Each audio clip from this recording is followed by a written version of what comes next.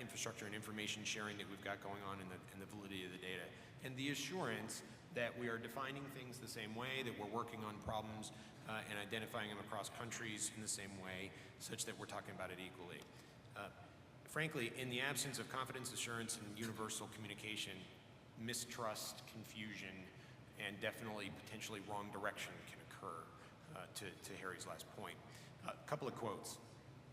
All packets cannot be equal. That came out of ICT twice. And that essentially, I think, is a summary of one of the key points that was being made. Out of finance with Bill Smith, education is still necessary. I think it's the combination of educating different communities, different audiences, but also recognizing that we still have to teach people to try and then work out areas in which to protect them. I'm going to draw a little bit out of Michael's Essential Government Services in a quote that I heard in the room, which was, restoral of government and critical services was the internet in Louisiana in some cases because the merchants were unable to process business transactions down to the dollar level because they didn't know how anymore. And so that might be a central government service essentially has changed, where the internet has now become a critical service, or the networks of networks have become critical services for restoral. Out of media with Deb, I actually very much like the quote, we have to acknowledge that it is this virtual world, let me see if I can say that 3 times, it is the very real world to our children. I found that very prophetic in the way you put it. Out of transportation with Joanne, where's the passport for cyber? Absolutely true. It's almost the only place where we don't seem to go cross-country and international without identification. With Scott Borg out of energy, we actually don't want critical infrastructure failures.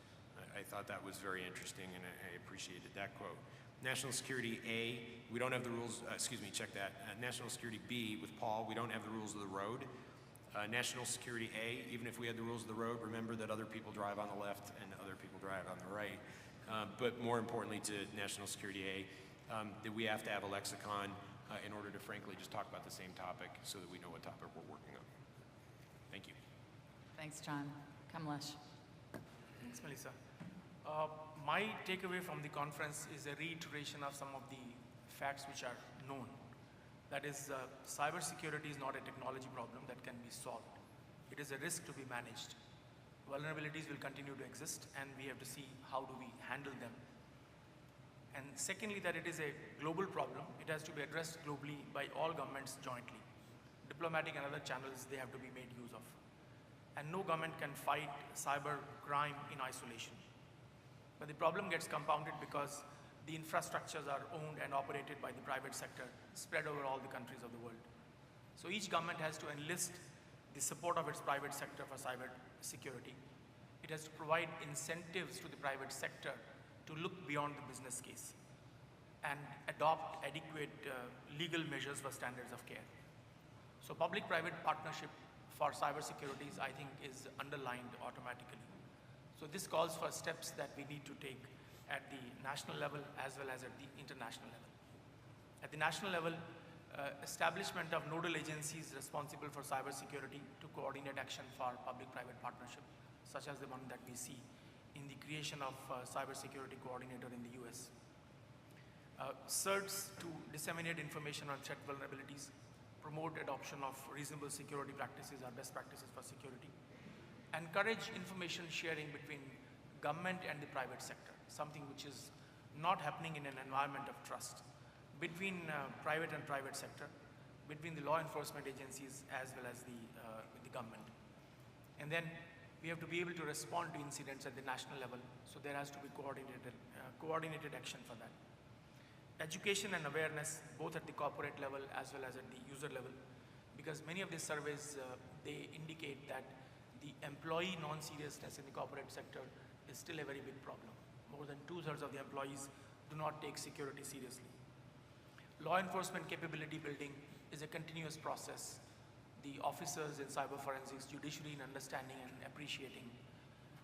At the international level, all these agencies which get created at the national level, they need to cooperate. Real cybersecurity will only happen if there is cooperation.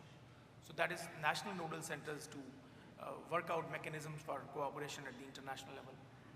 certs to exchange information on threats and vulnerabilities in an open way, incident management, global service providers such as Google, Microsoft, and others to actually respond to requests, something which I tried to raise the point yesterday also.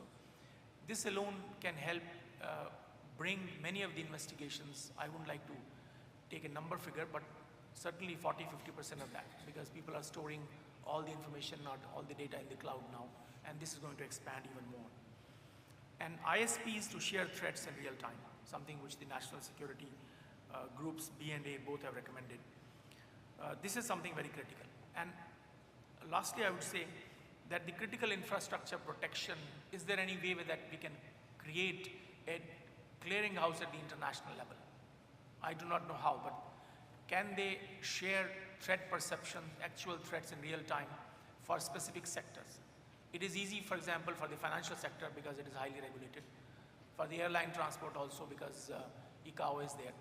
And similarly, maritime and other areas. But we have to see how to actually make this happen. Law enforcement agencies, cooperation, continued awareness, and best practices implementation and sharing. So finally, I would say that the ultimate challenge would be to see whether we can prove it wrong that internet is the perfect platform for plausible deniability. That is, our international cooperation leads to attribution in cyberspace and makes it difficult for criminals to actually hide. Thank you very much. I'm just going to take 1 minute here to summarize, and I'm struck by the fact that the last 30 years, our countries, our nation's leaders have turned to the East-West Institute to help facilitate a behind-the-scenes dialogue where there's been a diplomatic impasse or on some of our most the toughest problems. And I look at this as that we're moving beyond the government asking the East-West Institute to facilitate a dialogue to the private sector and citizens and governments coming together to begin that dialogue, and that happened over the last 2 days. And I think it's the foundation of building that trust moving forward. And so I think that as we came here with a common agenda to move security forward and the internet, we're moving forward with a common commitment for change and bringing our nations and our industries and our citizens together to make a difference going forward. And it's been really my honor to sit here with Kamlesh and John and John Rose and to be a part of this historic event. So thank you so much for allowing that. Before we applaud, can I just say, if we use Scott Borg's question that he felt like American Idol participant, do we agree that this is a talented panel of judges? If one could do it, American Idol should have somebody so great. Thanks very, very much to our panel.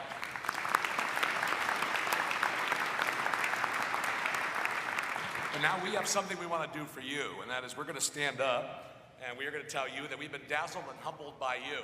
We want to applaud you.